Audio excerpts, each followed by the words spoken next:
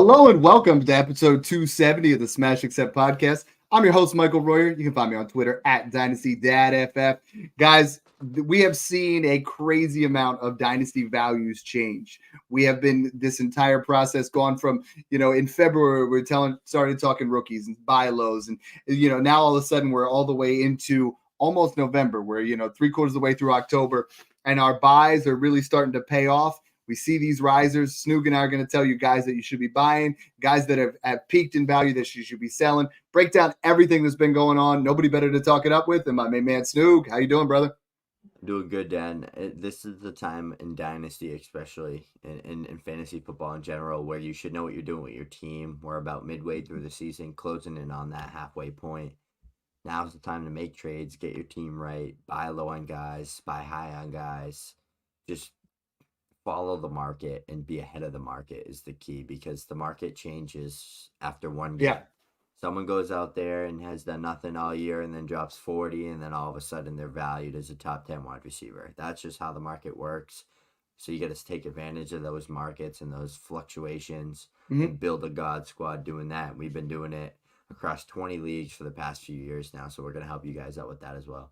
Yeah, the awesome thing is you start to look at leagues and, 20 now, but you look at the ones that are like 3 years old, every single one of them is 7-0 or 6-1. And the ones that are 2 years old, every single one of them is 5-2 or better. You know what I mean? And then, the ones that I just did, those are the ones where I'm like slowly punting and pushing it in and trying to build these alpha teams. And the way we've done that in the past is we're doing that by assessing talent. We're buying low on, for instance, I have Jordan Love on all my teams because I was buying him for seconds before he was a starter. Now all of a sudden I've moved Jordan Love, Snoog, and he's my first Dynasty riser.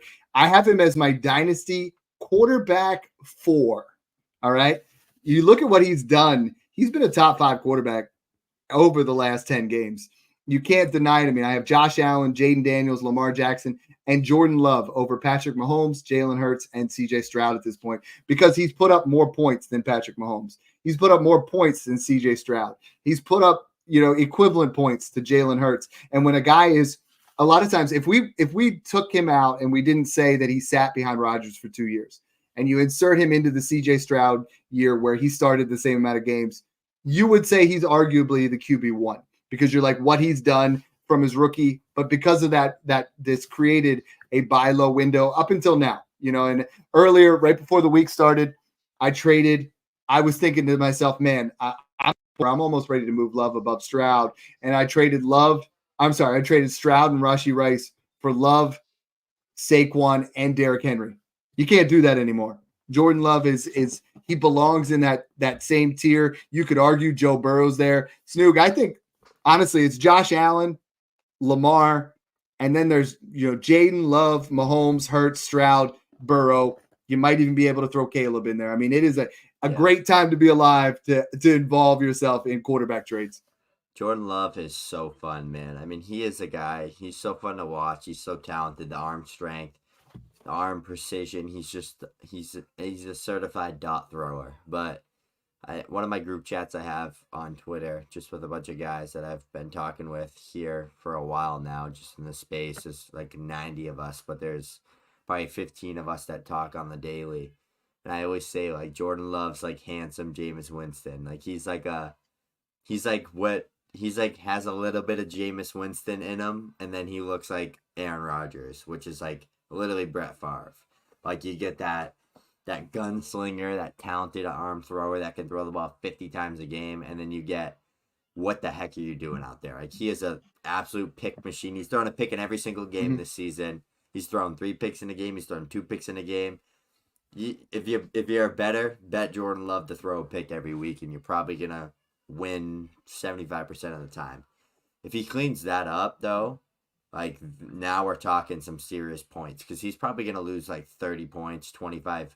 Yeah, he'll probably throw around 15-ish plus picks. Like, he'll probably lose like 30, and sometimes it's -3. He's gonna lose a lot of points to that, and with the fumbles, he's just careless with the football. If he cleans that up, he is absolutely unbelievable. Like, him and CJ Stroud are my 2 favorite young quarterbacks to watch right now, and they're really, really just plugging their way behind Lamar and Josh Allen for me, especially in 6-point passing, because they have the weapons. Jordan Love has like one of the best supporting casts you can ask for. He's got 4 to 5 really good young weapons and a phenomenal offensive minded head coach. That's all you need. You don't need Jamar Chase and T. Higgins to be good. You need the good coach and the good scheme. They make it easy for the quarterback. The weapons can get open, but if there's no line protection, the scheme stinks, it's going to be hard to get you the ball. He's the only quarterback in the NFL to have multiple touchdown passes every single week. He does have interceptions in every single week, but he's got 2 games of 4 touchdowns, a game of 3, and 2 games of 2. It's going to be electric no matter what. If you could still buy Jordan Love, if you can give up, and I've seen people do it, but I mean, if you can give, I would give him up. I would give up Mahomes straight up for him. Like that's where I'm at right now. Like I think there's a time where Mahomes is going to bounce back. It's not this year, I don't think. But I've moved him all the way up. He's my biggest dynasty riser at the quarterback position, as well as I've moved Drake May. Mayday was here. He has moved from me as QB 18 all the way up to QB 11, Snoog. He's cracked my top 12. I have him now worth the equivalent of the 103 in next year's class. Back-to-back weeks, over 25 fantasy points. I understand that the schedule was a little bit soft, but man, Drake May he's been your guy. You got to be pumped up about that because he has looked really, really good. And I think there's still some money to be made where you could get May plus a first for Daniels or May plus a first for Caleb. And now we've seen it. Just wait till this guy gets some weapons. This could be a top 5 to 8 dynasty quarterback. And a lot of people in the industry were really crapping all over him. But man, wherever you couldn't miss the first 8 picks unless you took Rome Odunze at this point. Yeah, I mean, Drake May, it brings a smile to my face to see the type of hype he's getting right now because he deserves it. If he went to the Vikings or if he went to the Commanders or the Bears, you'd be talking about him right now like you are with Caleb Williams and Jaden Daniels. If you put Jaden Daniels on the Patriots, I don't know what happens. He probably looks like a chicken with his head cut off and just runs around like kind of like he has, even though he's a great passer. But like if you just look at the offensive line and the weapons he has, like the Commanders and the Bears have such a better supporting cast. The Bears are on like their own tier of supporting cast, but like the Commanders even have just such a better supporting cast than what Drake May has. It's just crazy that he's had 2 really good games, especially against the Texans. I was at that game in person. One of the picks was definitely not his fault. It was just like the craziest pick that like should not have been a pick. And then the fumble that he had that was a strip sack. He was getting lit up all game long. He had Will Anderson and Danielle Hunter in his face literally the entire game. I watched that dude get hit, drilled like 7 to 8 times, get up, and I was like, he ain't getting up. Dude gets right up, like holding the ribs, hobbling off, comes right back out, standing in the pocket, just delivering. He's tough as nails. He's a great athlete. If they can build something around him, and if Kraft can get them, Mayo stinks. The OC stinks. Honestly, get new coaches and build that offense around Drake May. I think, like you said, Dad, my comp for him was Jordan Love. Like, that was my comp, and I really love that comp. I don't know if he's going to get to what Jordan Love is right now, especially not with what he has. Well, yeah, and that's he's a not realistic ceiling if he hits that. Right. Love was kind of like he got to sit there and wait until it was in the right spot, and it was already there. I think get them T. Higgins next year or get him Tet McMillan. He's going to start getting some things to build around. We're talking about that rookie class. I mean, we got my man Brendan Fisher says, are you guys worried about Marvin Harrison Jr.? We talked about it a little bit last show. He's moved down to wide receiver 6 on keep trade cut. I've moved him even lower on my actual like dynasty rankings. You guys, if you guys want the most in-depth dynasty rankings, Snoog and I put out our rankings. I updated every single one in my top 50 wide receivers, my top 50 running backs, my top 24 quarterbacks, 48 quarterbacks and top 24 tight ends Monday morning. It was all done. Like it puts you in that spot. And we have them broken down into tiers where they have values. And right now, I have moved Marvin Harrison to my wide receiver 9. And I think that we're at a spot here where he could be a screaming buy, or we could be in an area where this is your last chance to really get some really good value. So I'm going to say a player. You say you'd rather Marv or that player. You ready? Yep. Nico Collins. Nico. AJ Brown. I'm contending AJ Brown if I'm rebuilding Marv. Garrett Wilson. Garrett. Drake London. It's close. Brian Thomas Jr. I'm taking Marv over London solely But because that's where I have him at Tyler 9, but versus he's Kirk Cousins because he's we don't know what the Falcons quarterback looks like in 2 years. he's now in that same tier as Brian Thomas Jr., Puka Nacua, and Drake London. And now if you believe in that talent, you buy in. And Xavier Lopez says he just offered Marvin Harrison Jr. and 2 firsts for CeeDee Lamb and AJ Brown. He almost took it. Man, I was gonna say I would be okay giving Marvin a first for CD still. I would give Marv straight up for AJ Brown if I'm contending because I think you're going to get those points. There are very few guys that I'm really willing to still tear off. If I can give up Marv in a late first for Malik Neighbors, I'm doing it. Malik Neighbors is my wide receiver 4. I would do it for Amon-Ra St. Brown. Like that's kind of where you're at. You don't want to tear off this snoog where I see some people's trading Marv for, like Lad McConkey in a first. Like you're just not doing that. It has to be something premium. Marv is still valued, in my opinion, at that same area as the 101 next year. I think I'd rather have Junty than Marv right now, depending on landing spot and everything like that. And, a lot of people talk about, would you rather have Marv or the 101? The answer is always going to be the 101 because the 101 is not pigeonholed into, you might not need a wide receiver, you might not want Marv, but everybody wants the 101. And that's really why that really holds its value. On that same token, Brian Thomas Jr. has to be the biggest dynasty riser at the wide receiver position. Real quick, Jeremy just put this up here. Marv or Bowers, please stop. It's Brock Bowers. Brock Bowers is just honestly dominating the league. He is arguably, I was trying to talk about in a 1 quarterback league, how many players do you want over Brock Bowers? Jefferson, Chase, Lamb, Neighbors, B. Gibbs, Bijan. He's top 10. Yeah, he's the first round starter picking 1 quarterback. Yeah, for sure. But let's talk Brian Thomas Jr. I mean, a lot of people are saying sell. This is just fake. You and I were like, dude, you got to have Brian Thomas Jr. He's going to, he produced 17 touchdowns last year. He's someone that's got elite level speed. This is what you guys are going to want. Then he gets drafted by the Jaguars and people are like, maybe it's not what we wanted. That is what we wanted. Like, he is literally balling out. I have moved to Dynasty wide receiver 11, and I'm having a hard time not going. Keep Trade Cut has him all the way up at 8. They have him above Garrett Wilson, above Drake London, and I think they have him over AJ Brown at this point. I'm not there yet, but this is why insulated trades are so important. In week 2, I traded Devonta Smith and a second for Brian Thomas Jr. and a first. You got to find those guys that you believe in. You got to, invest in them. And now all of a sudden, even if that's a late first, that's going to be a huge win because Brian Thomas Jr., that's why insulated trades have just become so popular. You're going to win twice. You know what I mean? So you really got to go after Brian Thomas Jr. At this point, are you buying or selling? Like, what would you have to do? I mean, would you rather have Malik Neighbors or Brian Thomas Jr. in the 105? PTJ. What? Nah. 110. Then 110, then it's Neighbors, right? Yeah. What about if you're tearing up? I mean, would you rather have T. Higgins and a late first or Brian Thomas Jr.?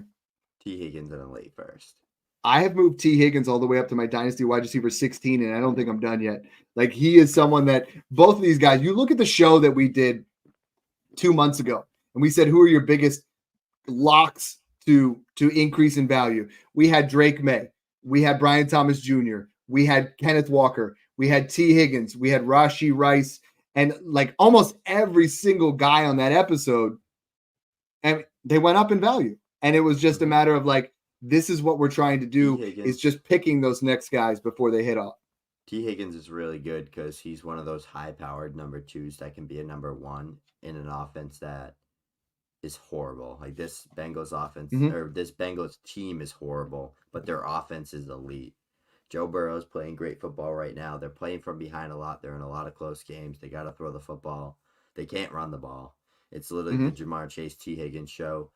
Hot take, both of them finished top 12. Like, I think that's a very good possibility. I haven't Yeah. checked the Bengals schedule. Let me check real quick. I know they got Philly this week. That's going to be a shootout. Then they got Vegas. They're going to smoke them. Then they got the Ravens shootout. Then they got the Chargers. And then the playoff schedule is kind of gross. It's Tennessee, Cleveland, and Denver. But, like, those are all bad teams that are winnable games for them. They got Dallas in week 14. Like, I think, yeah, I think T. Higgins is going to have some more big games. I think he's in Yeah. for a good stretch. And I think he's, Taking belongs Gibbs in in. that top 15. Thomas Shelby Fantasy just says Gibbs are two mid first if you're rebuilding. So I love Gibbs. I mean, I think if you come to me and you say, I'll give you, someone that's like a wide receiver that's in that mid first plus a mid first. But I mean, you're looking right now, let's call that two mid first. You're looking at, say, Luther Burden and Quinshon Judkins. Like both those guys could be really strong, but I don't think either of them hit the ceiling of Jahmyr Gibbs. Jahmyr Gibbs is our biggest dynasty. I don't know if we can keep calling him a riser because you and I have had him as our dynasty RB1 for a couple of weeks now. He solidified that because he showed what he can do when Monty misses time. When Monty misses time, this is the most electric running back in football. This is Brees Hall and Bijan Robinson with a good offense. Like this is what we're talking about. This is how you win in dynasty: is you get yourself those Jahmyr Gibbs assets. What's interesting with Gibbs and with that Lions offense is you notice when Gibbs is on the field how much better that Lions offense is with Gibbs versus with Demont. Demont's a good player for damn sure. A very good running back. There's always a place for him in this Lions offense, but it should be more Gibbs 65 to 70% of the time. They're brilliant about doing it though. They're winning and they're keeping him fresh. You know what I mean? And I think that's the most important thing here is Gibbs is going to be in that role, but when he needs to, dude can ball out. He's going to put up points that are going to win you weeks every single time. And that's really what you're looking for in Dynasty. A couple other guys that I think are really rising up boards that I think you and I alluded to already. Kenneth Walker right now since week 4 has been the RB2 only behind Derrick Henry. 5 touchdowns, which leads the entire NFL. And in fantasy points per game, he's like right there with Derrick Henry. Yet his value, I mean, Snook, I'm ready to move him over Jonathan Taylor. I'm ready to move him up to my Dynasty RB5. Am I crazy? I've already moved him over A-Chain, McCaffrey, Kyron. I have him one spot behind Jonathan Taylor, and I'm ready to flip-flop. I've had him there. I've already had Kenneth Walker. I think he's my 6, right behind Gibbs, Brees, Bijan, Saquon, A-Chain, Walker. See, I got to move A-Chain down. If you can you can argue Walker over A-Chain. I mean, let's be honest. Seahawks offense is good. Like they're good. A-Chain hasn't done squat without Tua. And if you're an elite level running back, you have to do something. You know what I mean? Like you put the right person in there, and I understand. Yes, I love Devon A-Chain. I'm going to buy him where I can. But if you are in a spot where like Tua might miss time, like Tua might come back and get popped week 1, right? Once he comes back. And now we're back to square one where Devon A-Chain goes from a RB1 to not even an RB2. He hasn't even been in the top 24, Snoop. Where I think Kenneth Walker has had Geno Smith, which is just barely adequate play. And he's been a top 5 running back over the last couple of weeks. And I think he's really separated himself from Zach Charbonnet, who I think is still good, good low-key buy there. Sticking with the running back position, another fantastic week. Joe Mixon has to be shooting up your boards.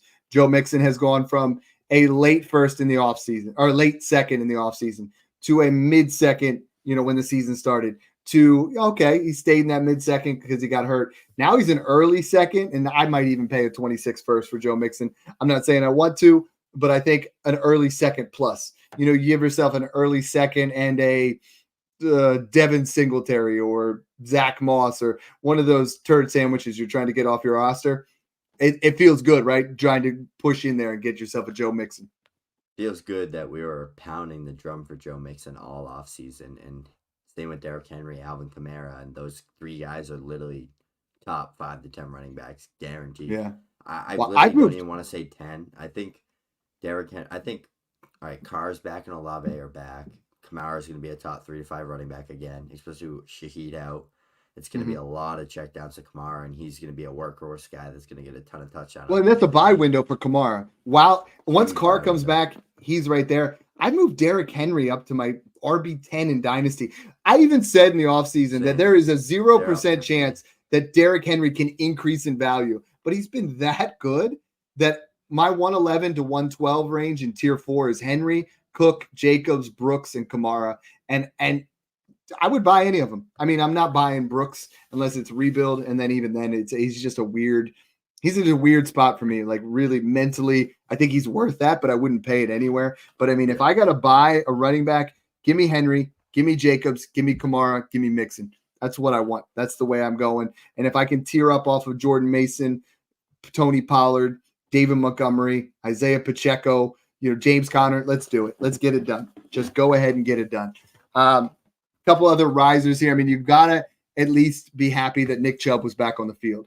It wasn't pretty. It was 11 for 22, salvaged it with a touchdown. But I think the value has gone from outside a second to a late second to right now, Snook. If you offered me a mid second, I might sell.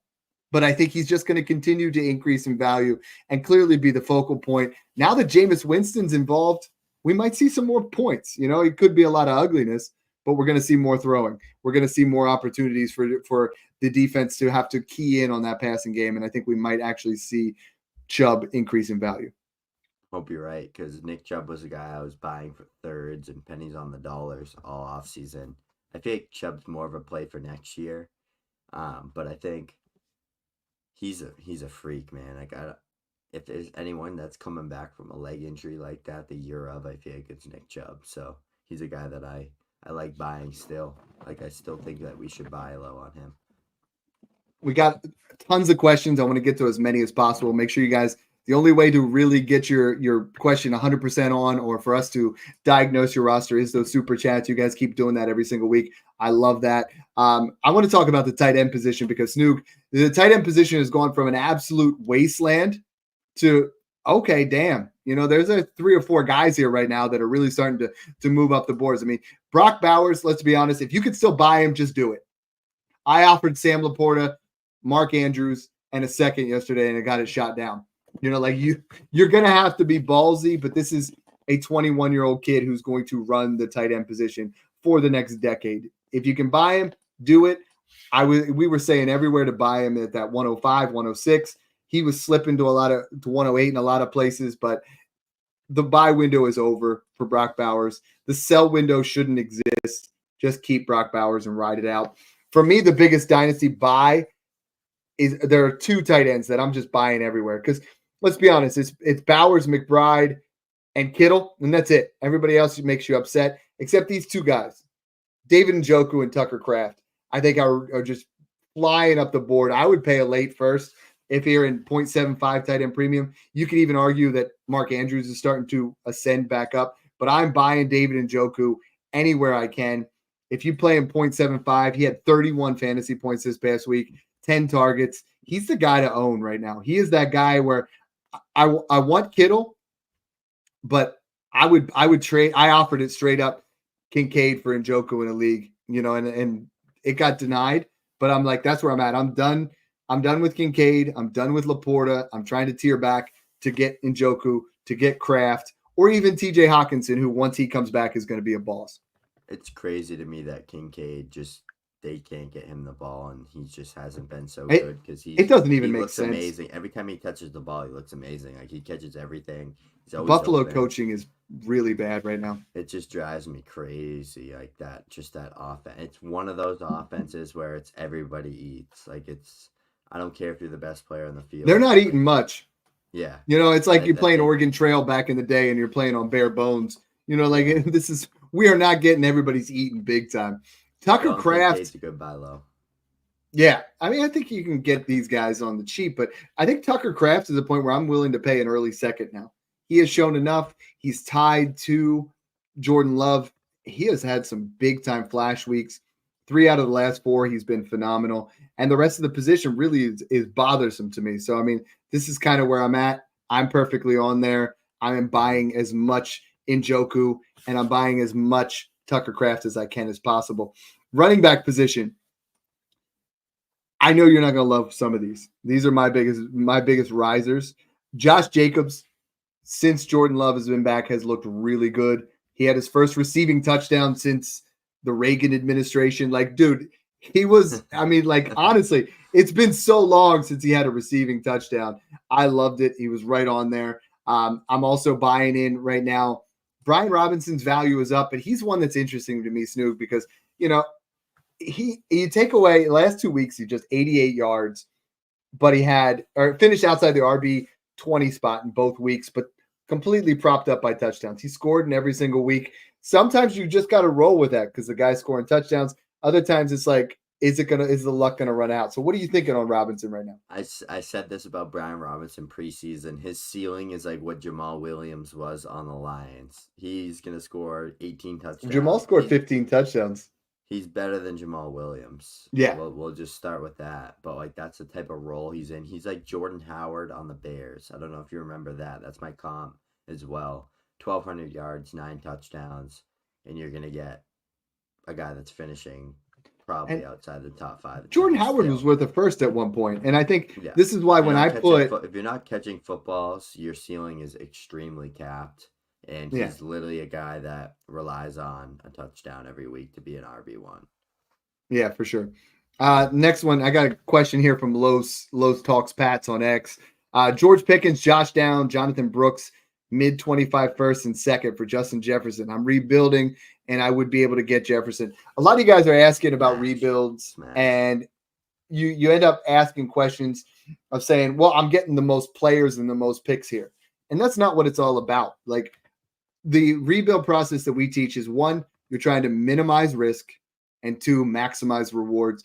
Justin Jefferson is the safest asset in all of fantasy football, period. People have said that about Josh Allen and Mahomes. They've dipped a little bit in value. People have said that about Bijan Robinson and, Breece Hall. They've dipped a little bit in value. Justin Jefferson is not going anywhere for the next 5 to 8 years. Like, he is elite. I'm not selling him for anybody. If I the only thing I would do is Malik plus or Chase plus. I'm not even buying CD plus. It's got to be one of those two, unless it is an absolute haul. And even then, it's like you got to weigh your options, Snoop. Sometimes people are like, "Oh, I got 4 players for him. How many of them do you start?" Like how many of them are really assets that you're going to be utilizing? So for me, Los, I'm sticking with Jefferson there all day. Again, Fernando Hinojosa says, what plus do you need to move off Nico for Brian Thomas Jr.? Now that's a good one because I think we get into an insulated trade, but I don't think it's much more than the mid-second, probably even a late second. I don't know. I'm not saying I would sell Nico for that, but what's the difference for you? I think it's a 1-2 swap. You think it's a 1-2 swap? I would take Thomas there then. The difference between being tied to CJ Stroud versus Trevor Lawrence is like extremely big of a difference. I don't think Brian Thomas Jr. could ever get to Nico's ceiling like without that. Like I think Brian Thomas Jr. is going to be a big yardage guy, but it'll be a little tough to score as many touchdowns as like a Nico would score. I don't know. It's actually tough. The more and more I think about it, the more it's like more like that mid-second, like you say, instead of a 1-2 swap. I think it's more of that. He's the wide receiver 8 on the season. He has 4 touchdowns already. I'm old enough to remember people saying that his analytics weren't good, so he's not going to be good. I know. I listened to one person. I listened to the Lad McConkey hype once, and I was like, I'm so upset that I did that. I want to just jump off a bridge. He was like the most guaranteed one. Like, he was so guaranteed to just be good. Like, it wasn't even like, I don't know why people made it such like a complicated thing with him, but we keep working on our process. We keep working on that process. Other wide receivers that are, increasing in value. Devontae Adams gets that trade. Week 1 was not a flash for him in that offense, but you got to believe right now that we've been pounding the drum all the time talking about buying Devontae Adams, buying Mike Evans, who Mike Evans now is out till at least week 11. Stephon Diggs, get yourself and I think Terry McLaurin belongs in that section now too. I think that was someone that I was trying to buy all off season. I think you're drinking a little bit more of the Kool-Aid because he's right there. I mean, he's going to be somebody that wins you weeks. I think right now those are the guys that I'm trying to buy because there are not a lot of mid-level wide receivers. And we talked about T. Higgins is moving up. We talked about, DK Metcalf in shows past, Brian Thomas Jr. But I think it's that middle area that's just kind of staying the same. Like DJ Moore and Zay Flowers. George Pickens got a little bit of an increase. Brandon Ayuk, we're going to do another rebuild episode. He's a prime buy there, but tears the ACL and MCL. That's a bit of a worry. Xavier Worthy's been dipping. Debo's dipping. But then you go down to the lower guys and you're like, okay, Romeo Doubs is on his way up. He's ascending here a little bit. And you got, guys that are Jawan Jennings and guys that are going to get an opportunity. So how are you navigating that wide receiver position right now? Because in the beginning of the year, we're like, oh, this thing is like 25 deep. And now we're like, the middle class is disappearing from the wide receiver position. Yeah, I'm trying to tier up as much as I can, especially in Dynasty. And just, I'm really, what I found with a lot of my successful teams right now is I always have one or two of a Jamar Chase, AJ Brown, like a Nico Collins, a JJF. Like I'm always stacking two of those guys on all my top rosters. And then I'm really, really, really heavy on Mike Evans, Cooper Kupp, Stephon Diggs, Devontae Adams, those type of guys, and Amari Cooper. Like I'm loaded up on those guys. I'm like 3 or 4 deep, so that I have and what them. People they don't realize that takes time. Heavy this year on all my teams. You can't do it right off the bat, right? Like you gotta take your time. You gotta go ahead and build that over time. And a lot of people are trying to leave a startup with Justin Jefferson and Jamar Chase, and you're like, the rest of your team's gonna be crap. Like you can't trade up and do those kind of scenarios. But you look at most of my rosters are very RB heavy right now because of the discount we are getting on Mixon, Henry, Kamara, James Conner, these type of guys. So what I've been doing is a lot of my leagues are 3 wide receiver, 2 running back, super flex, tight end, and then 2 flex.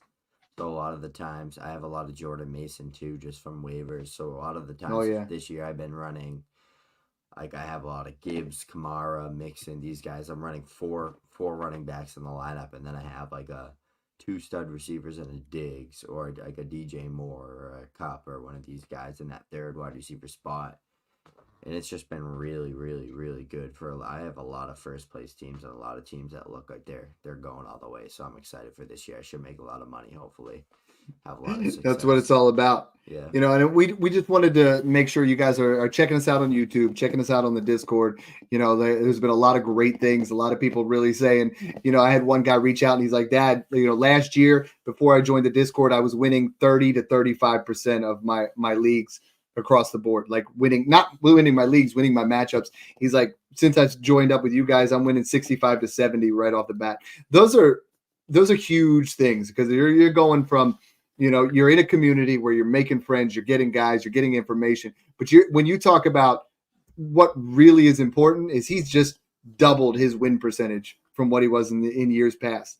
And then we're talking about in Dynasty, not redraft, in Dynasty. So to go from 30% wins to 70% wins in 1 year just from being in the Discord, that's a boss move. That's like you're putting yourself in money contention instead of just, floundering there and just playing in the middle. And a lot of you guys are really starting to get that.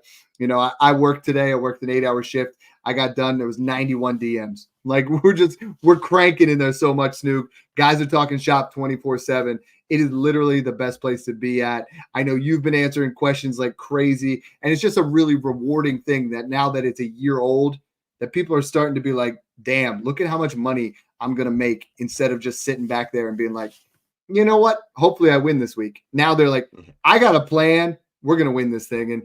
And Los was just asking that. He said the Discord is 10,000% worth it. So, I mean, $5 a month. Seriously, you're looking at like 20 cents a day to get fantasy advice. So you can't beat that. Absolutely. That's how we do it. We win championships. We take advantage of insulated trades, and we crush the rebuild process, and that's how you do it. And it starts with the Discord. You get all our trade rankings, our trade advice, our rankings, our access to our DMs, all of our chats we've built out in there. We're building a community there. Links in both of our bios. You sign up through the Patreon to get access to the Discord, and then you'll get the invite from Dad via email right after you sign up. And that's how we do it. So it's super, super sweet and easy. Discord, we're in there all the time. We do giveaways with signed jerseys and fun stuff like that as well. You get access to all of our Smash Accept startup leagues. So it's fun. Shipping out the DJ Moore jersey tomorrow to SoCal Saluski. He's a Bears fan. He was so excited. I'm excited for him. You know what I mean? And we're going to try to do another one around Christmas time. We're really just trying to do that. You know, you have all of our sections there, buys, sells, feet picks with Snoog, you know, all the stuff you're really looking for. Maybe some travel advice with Dad. You know, we got you covered. Dating advice.